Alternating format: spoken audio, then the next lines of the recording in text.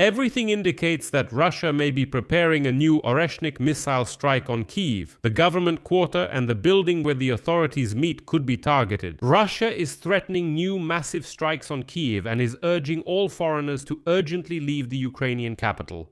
The Kremlin has hinted that they are ready to launch even more ballistic missiles. Oreshnik and others stated that the armed forces of the Russian Federation are beginning to carry out a series of systematic strikes on enterprises of the Ukrainian defense industry and administrative buildings in Kyiv. It is telling that Vladimir Putin's team even came up with a story claiming that they supposedly know exactly where NATO bases are located in Kyiv, which they will also bomb. Russian military correspondents are already shouting that in a month it will be impossible to live in Kyiv. Well, analysts are already explaining what exactly made the bald dictator Putin take such a step, and it's clearly not any major victories on the front lines. But at the same time, something happened in Russia itself. In Moscow, they took an unprecedented step. The airspace over the Moscow region and over the largest cities in Russia will be almost completely closed for civil aviation, and this ban will remain in effect until the end of the war. My name is Pechiy. Let's discuss this topic together. But before we start, I ask you to subscribe to this YouTube channel, like this episode, leave any comment under this video, and subscribe to my Telegram channel, Pechiy News. The link to it is in the description of this video. So, after the previous attack on Kyiv on the night of May 24, including a missile, Oreshnik. The Russian Ministry of Foreign Affairs today urged foreigners to leave the capital of Ukraine as soon as possible due to strikes on decision-making centers and command posts in Kyiv. The Russian diplomatic agency stated that the armed forces of the Russian Federation are beginning to carry out a series of systematic strikes on enterprises of the Ukrainian defense industry complex in Kyiv. Among other things, this refers to design facilities, production, programming, and preparation for the use of drones which are operated with the assistance of NATO specialists.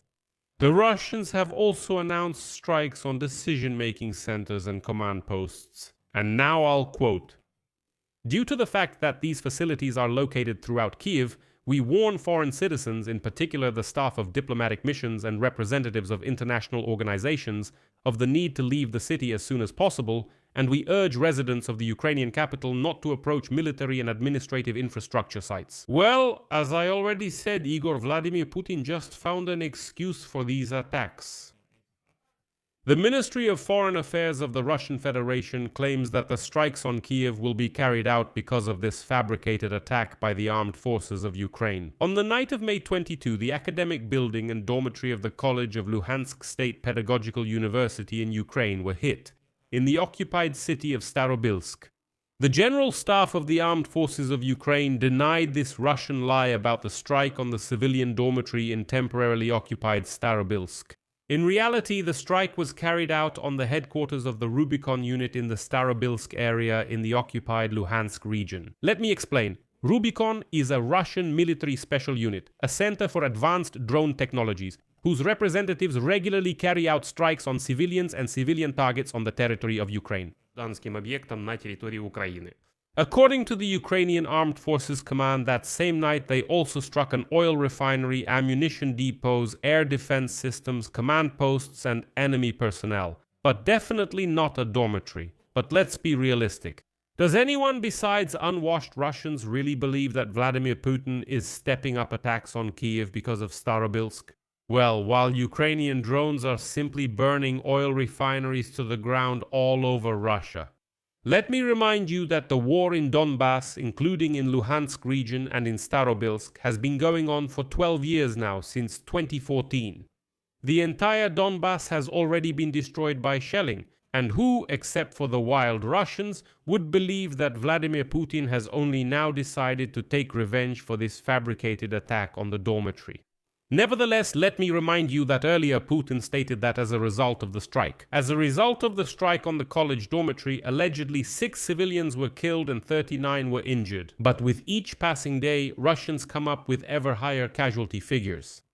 And there are, of course, a number of reasons for Vladimir Putin's behavior. One of the main reasons for the new wave of threats is the lack of strategic successes by the Russian army at the front. With these attacks, Putin is trying to put psychological pressure on Ukrainians and push the population toward capitulation. The second reason can be called Moscow's desire to influence the international diplomatic presence in Kyiv. Russia has already caused damage to foreign missions and does not want to end up in a situation where it has to make excuses if a missile hits an embassy of some influential country. And at the same time, the Kremlin, just like at the beginning of the full-scale invasion in 2022, is trying to make diplomats leave Kyiv completely. But still, the main reason for Putin's behavior is actually a bit different. The third reason is Vladimir Putin's attempt to distract Russians themselves from the increasing attacks on the territory of the Russian Federation and the inability to protect their own regions and Moscow. So that these wild, unwashed Russians talk more about how Oreshnik hit Bila Tserkva, how now they're saying they'll take Kyiv in 3 days. Well, not 3 days anymore. Now the war correspondents are saying a month. They've apparently become a bit more realistic, so that they discuss this instead. And not about how strikes are hitting Moscow, how they're hitting oil depots, how ports are burning, how oil refineries are burning 1,500 kilometers from the border. Why should Russians discuss that? Let them talk about strikes hitting Kyiv. Besides, Putin needs this to show the Russian elites that bald embarrassment Putin, who can't even pronounce the word hurrah properly anymore, still has some fight left in him. But the problem is that Putin once again, messed up. First, analysts from Defense Express have cast great doubt on Russia's claim about the super destructive power of the Oreshnik missile after studying the impact site in Bila Tserkva. According to the publication, after the warheads hit regular soil, not concrete, just regular soil, craters about 3 meters in diameter and up to 2 meters deep were formed. The power of each strike is estimated at the equivalent of about 5,295 kilograms of TNT. Тротиловом эквиваленте. Experts note that due to the enormous speed of the impact, the striking elements themselves partially evaporated, so there were almost no large fragments left at the site. Meanwhile, the strike's consequences were much less extensive than previously claimed by Russia. Defense Express claims that the overall effect of the strike was roughly comparable to a strike by 36 Shahed drones with an already enhanced warhead. At the same time, the actual damage turned out to be much less extensive than one might have expected after the statement about Oreshnik's ability to penetrate deeply protected targets and underground bunkers. Well, to put that in perspective, Zelensky's bunker is located at a depth of more than 90 meters, while this weak device only went 2 meters into the ground. 90 meters penetrate bunkers, please?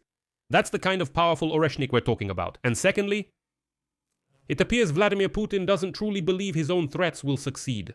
In just a week, for the first time since the start of the war, Russia plans to almost completely close the skies over Moscow to civilian aviation. The restrictions will affect flights at altitudes up to 5,100 meters, and this ban will be introduced indefinitely until the end of the war. The restrictions will cover a significant part of the airspace around the Russian capital. In the west, the no-fly zone will be limited by the border with Belarus and the airspace of St. Petersburg. In the northeast, it will border the Yekaterinburg area, and in the east and southeast with Samara.